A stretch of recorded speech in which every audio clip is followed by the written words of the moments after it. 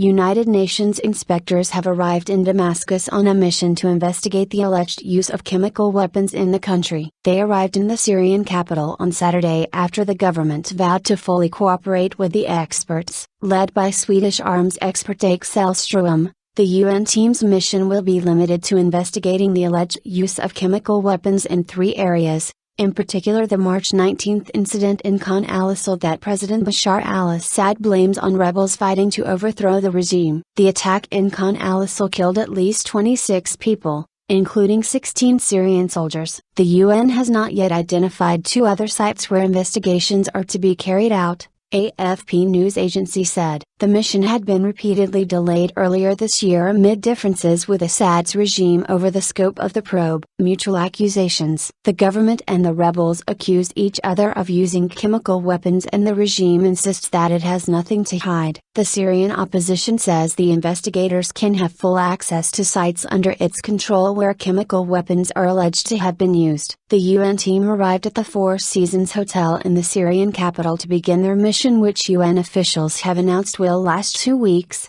AFP said. Al Jazeera's Nisreen El-Shamaila, reporting from Amman, said that there were concerns about the value of the investigation, as the team would only be able to assess whether chemical weapons had been used in certain areas, but it would not be able to reveal who was responsible for the attacks. The investigation has such a limited mandate, she said. However, UN says that any investigation to the alleged use of chemical weapons inside Syria would serve as a deterrent in the future for either side, rebels or government, to use these weapons again.